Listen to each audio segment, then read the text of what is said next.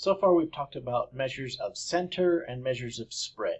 Both of those types of measures actually measure kind of the center for the entire data set, or the amount of variability within the entire data set.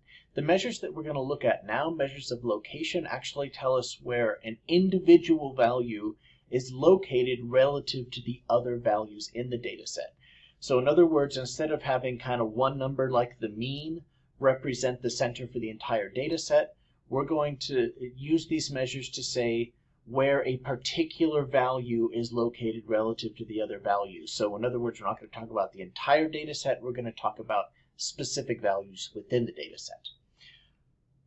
Okay, so the first one we'll talk about is percentiles. So I say that there are 99 percentiles that split the data into 100 groups, each with about 1% of the data. So there's two issues that I want to talk about here. Sometimes people get confused. Why aren't there 100 percentiles?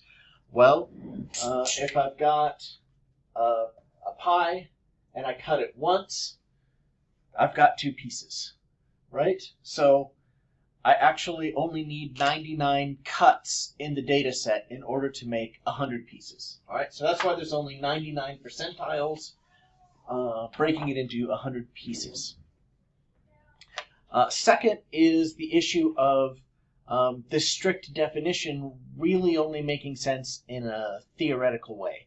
In other words, if I only have, let's say, 30 observations in my data set, how am I going to split 30 pieces of data into 100 pieces? It doesn't really work. So this strict idea really only makes sense in multiples of 100, but let's back away from that and let's just say, in general, as long as we've got a pretty big sample size with lots of different values in it, in other words, if I've got 500 observations, but they're all 5, I'm not going to be able to split that into 100 pieces either. So as long as I've got many observations with different values in them, we can use this rough idea of a percentile still.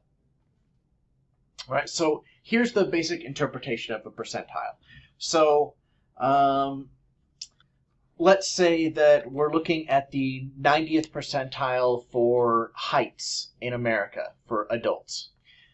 And let's say for men, that's 5'10". I'm just making that up.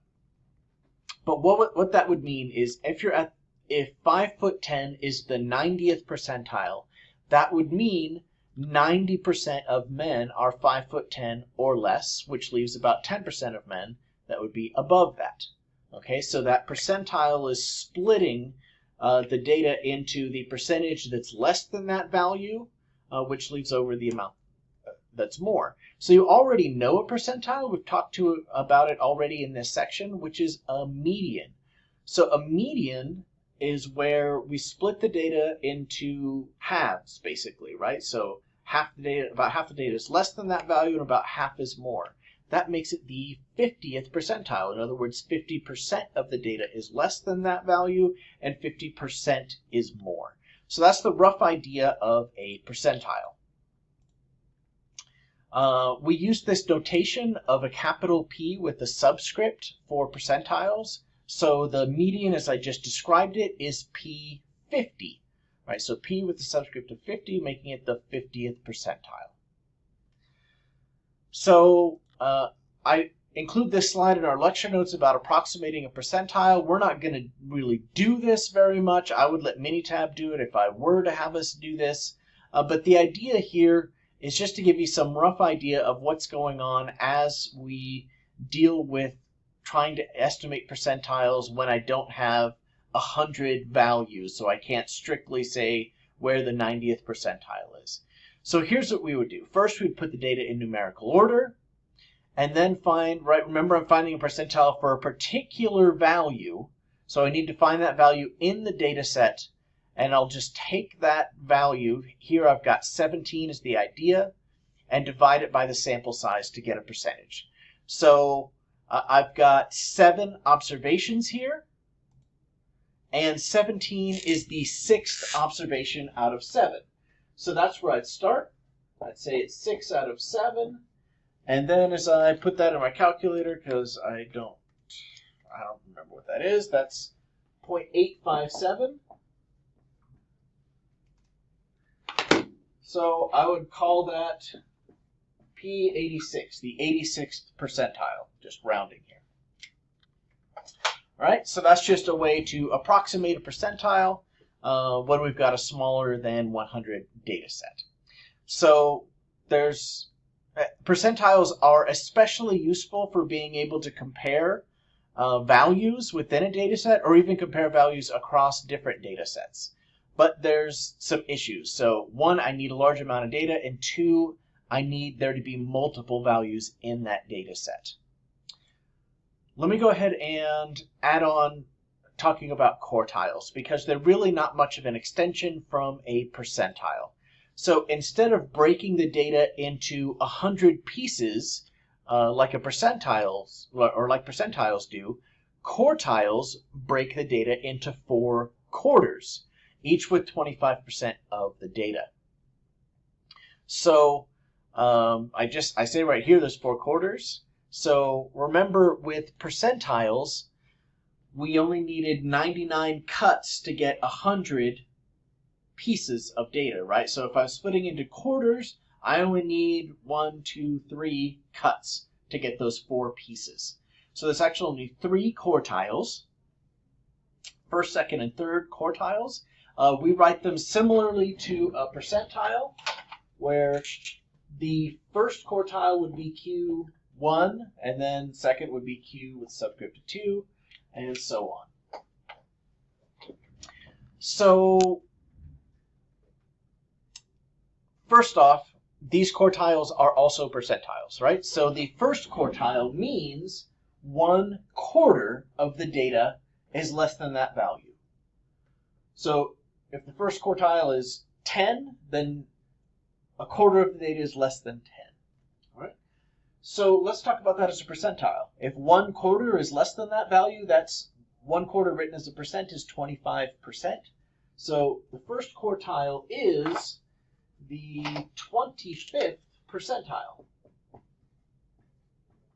All right, so what about the second quartile? That would be where 2/4 of the data is less than that, and 2/4 is more. Well, 2/4 is just half, and we already know what that thing is, where half the data is less and half the data is more. That's the median. So the median is the second quartile, or also known as the 50th percentile. And last, the third quartile is the 75th percentile, meaning 3/4 of the data would be less than that, or 75% of the data is less than that. So I just want to make one little note on usage for this, which is that properly in statistics, the quartiles are the values that split the data. All right, so let's say I'm just doing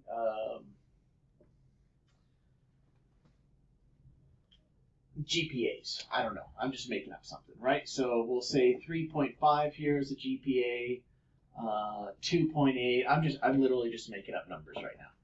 So let's say these are our first quartile, our second quartile, and our third quartile. So since 3.5 is what I claim to be the third quartile, that would mean 3/4 of students have GPAs less than that, 1/4 have GPAs more than that. Strictly speaking, in statistics class, this is what I mean by the quartile. But many times out in literature, I see the actual values in the quarter here called the quartile.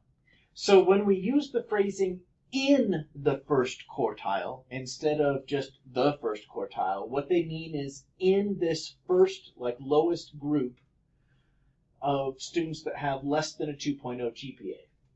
If we said in the third quartile, we'd mean in here, somewhere between 2.8 and 3.5. All right, so that's what the difference between talking about specifically the third quartile or being in the third quartile.